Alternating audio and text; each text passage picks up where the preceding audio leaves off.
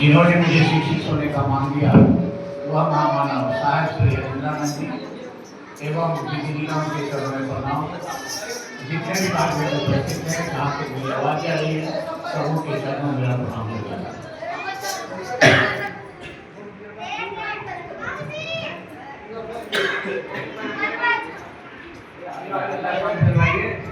भैया थोड़ा हल्ला बंद करिए, बच्चा लोग को थोड़ा शांत करिए। बबलू भैया बैठो बाबू। महागुरु महावीर की दया और साहब दीदी के आशीर्वाद से हम आप बड़े सौभाग्यशाली हैं। इस गर्मी के मौसम में भी एक जगह एकत्रित होकर बैठे हुए हैं अपने गुरु की बात सुनने और सुनाने के लिए।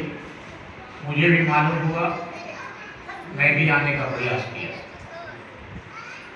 हम लोग जो यहाँ बैठे हुए हैं, इस पर विचार करना होगा कि हम लोग यहाँ बैठे हुए हैं किस लिए।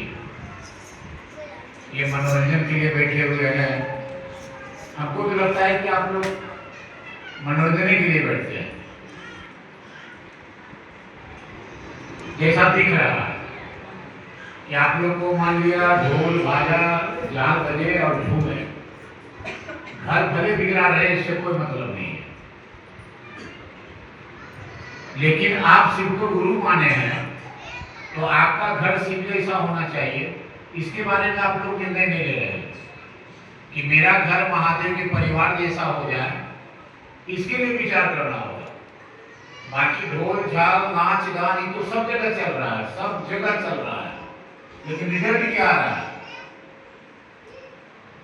हमारे बीच यही महामानव हरिंद्रानंद जी आए, जिन्होंने धरती पर पहली बार बोले कि जिस भोला बाबा घर घर के बाबा हैं, चंदा मामा घर घर के मामा हैं, वही भोला बाबा आपके गुरु हो सकते हैं। आप मान के देखिए, क्योंकि दीननाथ हम भगवान की पूजा कर रहे हैं, लेकिन घर की स्थिति सुधर नहीं रही है।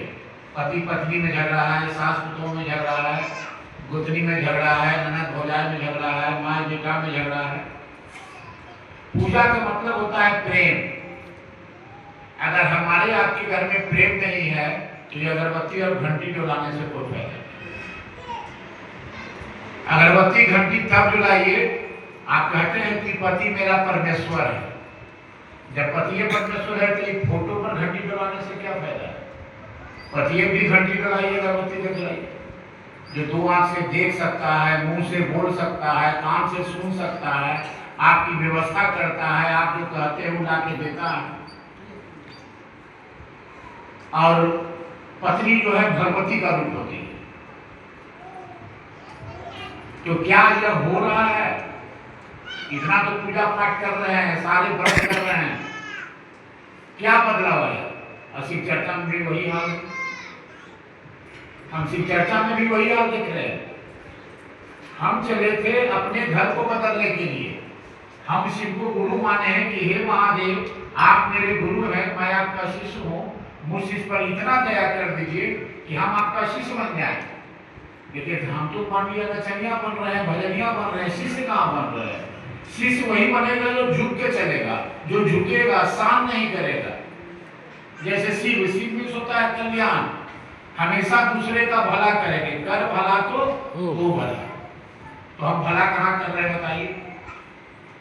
हम तो लोगों से पैसा शोषण कर रहे हैं।